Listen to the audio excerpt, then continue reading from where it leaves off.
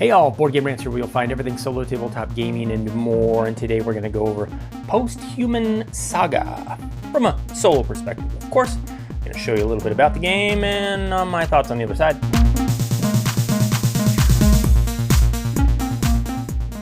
Okay, Posthuman Saga.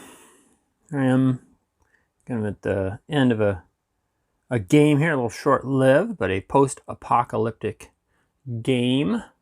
You have this board that you really use mostly as if it's a table. This is actually the play area when you're playing solo, that is. When you're playing multiplayer, I guess you can play up to 4, and there's a section of this 5x5 grid for each player to play on and have their own adventure in, basically. But when you're playing solo, you just need one of these sections, and you use the rest to store your cards and dice and, objective stuff. So you start here, and you're going to play a number of rounds. When you're playing solo, you can play up to 14 rounds, as this denotes. And at the beginning of each round, you flip over a little token to see if there's a little story that you have to read out of this book here.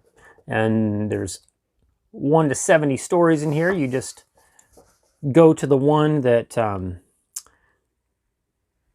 this bag over here, a lot of terrain to traverse here. The bag right there, a little story bag, and you grab a token. It'll be 1 to 70, and then you read the story, and it's a little kind of gives you some decisions to make, depending on how you've built up your character, which this little area represents. You move along, and once you've done your little story thing, then there's these little symbols here which have you do different things. This has you do an event. This has you basically take a tile to start adventuring, and you'll start from here and you'll start working your way out into your area, placing tiles down as you go. And then you'll also be doing some scavenging, and so you'll be placing these tokens that come with tiles as you grab them from the area. Each one kind of comes with a little scavenge token, and according to this little table here, if you get certain scavenge tokens out in an order, then you can flip them over and get the benefit over here on the right.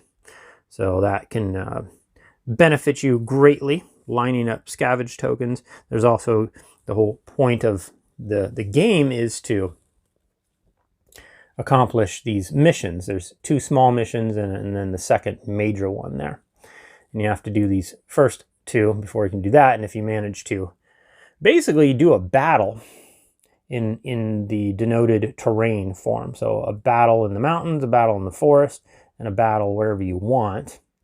But you have to do them in certain orders. So once you start a mission, these 3 areas, you have to do them and then do this one last. And then if you want to do this mission, you have to do a battle in whatever you want, a battle in the city and a battle in the, whatever that symbol is. I'm not even sure. And then lastly, you'd have to do battles in 3 areas and then a final battle in the mountains. And if you can do that all before round 14, you win the solo adventure. And if you don't, or this little token right here is sort of like a little doom tracker. If this makes its way all the way up to there, you lose. And so as you're out adventuring, you're going to be building up your character to take on these battles, which are against mutants. It's post-apocalyptic. Mutants kind of taking over, and humans are struggling to survive.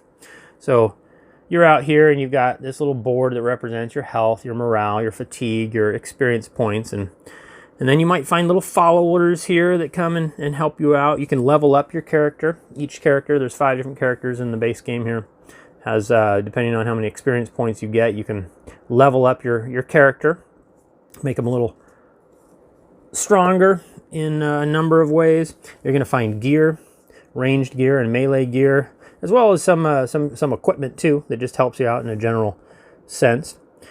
And your little stack of action cards right here is A little reminiscent Gloomhaven, but not really. You're kind of be using the top part of the card when you're in the ranged part of your battle, the bottom part here when you're in your melee part of the battle, and then down here you've got something that represents your mind and value and your speed value that you use in other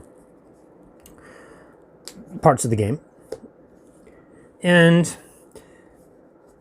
this is something you can level up, but also too, you'll exhaust certain cards that'll come over to here that you won't be able to use until you take a camp action and can bring some of those cards back. And so there's that whole development of leveling up your character. Over here you've got, you're going to have as well level 1 and level 2 bad guys that you're fighting. You can actually have this big boss guy too. You don't have to necessarily fight them for the solo game, but you can to kind of slow down this marker and keep it from reaching the end. Take on a bad guy and bring that back a little bit.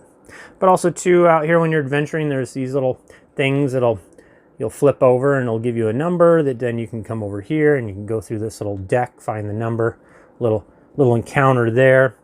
You've got mutations that you can get. So this is a level 2 mutation, and these are a level 2 bad guys here. What we got here? Wild one.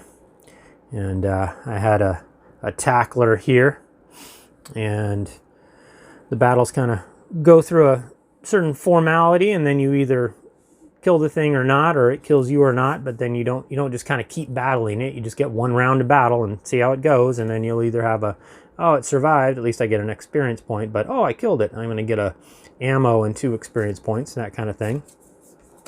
These are the level 2 guys that come out after you get into a certain round, or you achieve a number of missions, but mainly you go to level 2 once you get to round 7 here. And first you'll be fighting these guys, level 1 bad guys, and you'll only get level 2 mutations. These are things that are bad. You know, if you ever get hit physically by a mutant, they can infect you, so to speak, and you start developing mutations that hamper you. And of course over here you got your other gear, good gear, you know, followers, melee gear, ranged gear, or just equipment that does all sorts of different stuff. And then also too, these dice, you're going to be rolling them basically for the bad guys. That's going to determine, like, this bad guy during the melee part of battle is going to roll a green die, 2 white die, and a gray die. He's going to get 1 automatic hit, and if he hits you, you're going to get a mutation.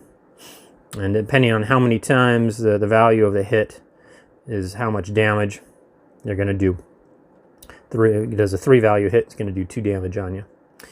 And yeah, similar thing. If it survives, you get 1 victory point. If you kill it, you're going to get a follower and 2 victory points. So there you have it. You got bags there that represent, that's what these tokens here, these little scavenge tokens. You got a bag there that represents the stories. That bag does not come with the game, but I have all these tiles. Rather than stacking them up and drawing them randomly, I just have them in a big bag there.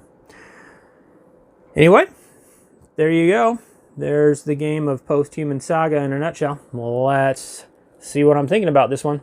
So, Posthuman Saga. I played this game 6 times. I played it the first 2 times with the same character, and then I played through each character just to see what they're about. And the bottom line is that was enough for me. You know, this very generally just not my kind of game. But let me give you some specifics on the game, and then of course you can decide for yourself.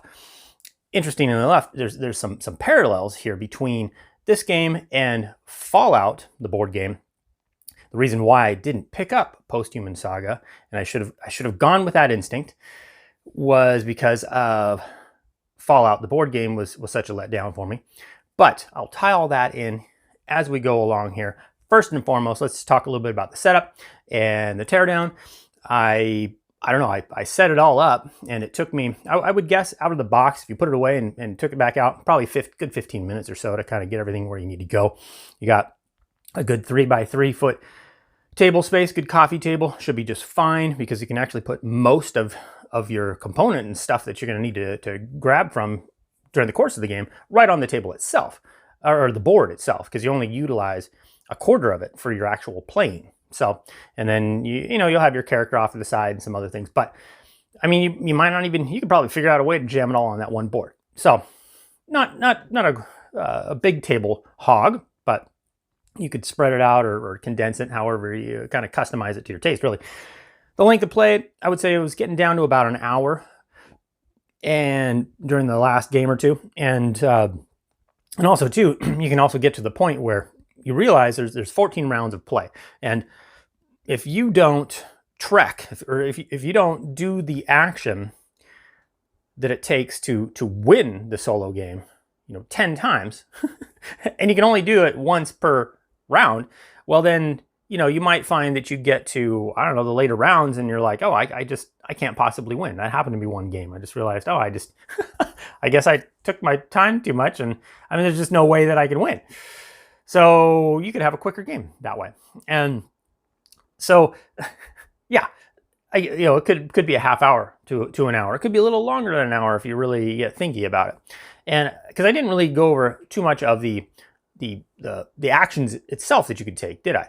There's 4 cards that you basically have actions on them. You can trek, you can forage, you can map, and you can like rest or camp or something like that.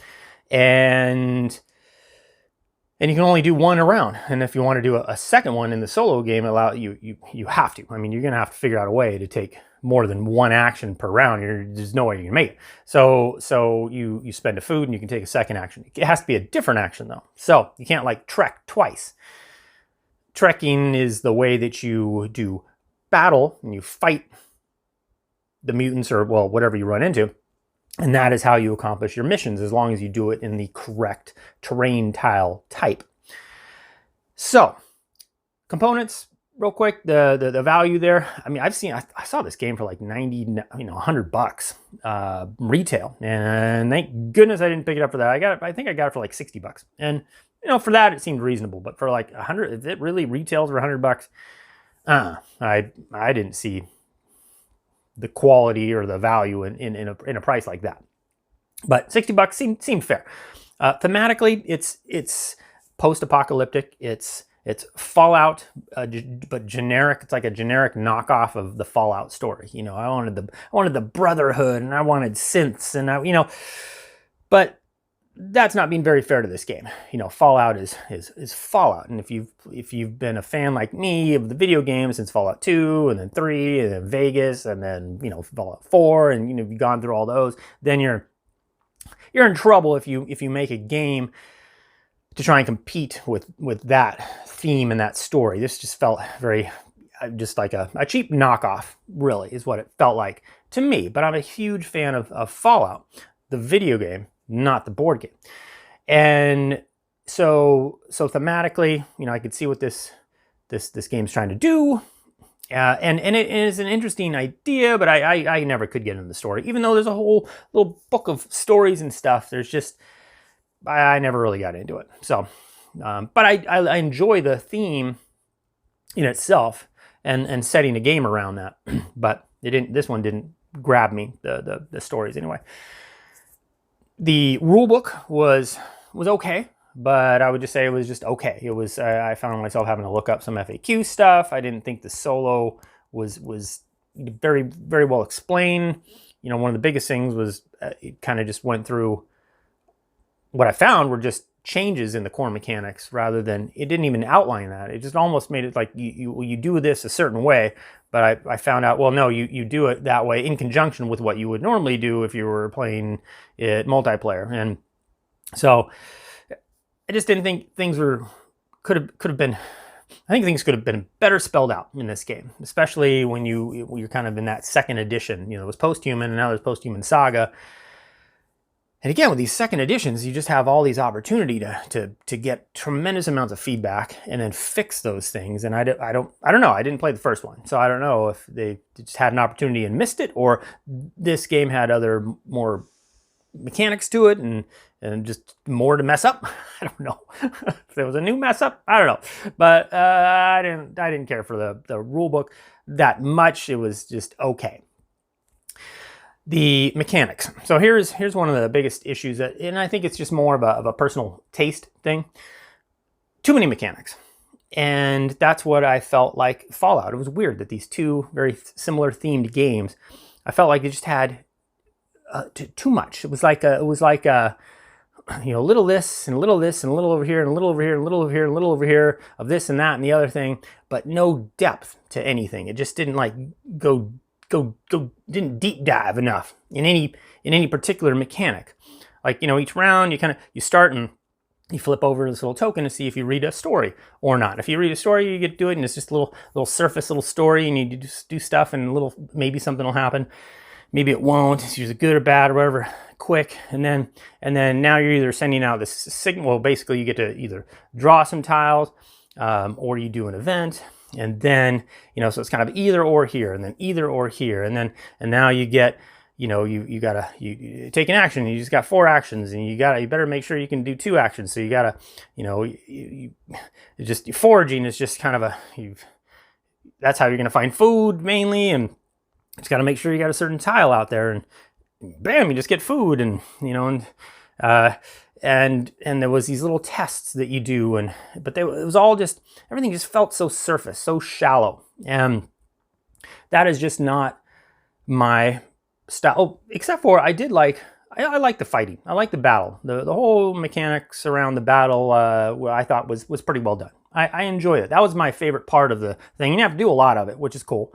But everything besides that, you know, just didn't strike a chord with me. But the battling mechanic was kind of cool because you got this little deck that you can sort of build up. You know, you level up and you can find items and all this stuff. And I would say it was probably cooler. The things were cooler, I felt like, when I was playing this than when I was playing Fallout and the stuff that I found. And like in Fallout, I remember one of the biggest things is when you level up in Fallout, I just didn't feel like I leveled up. It just didn't feel very powerful. I mean, you got to make some re-rolls, and I don't know, it just, This one, at least, you know, you can really add cards to your little deck, kind of a la Gloomhaven style. And if you use the card, you got to exhaust it, and you got to get it back again.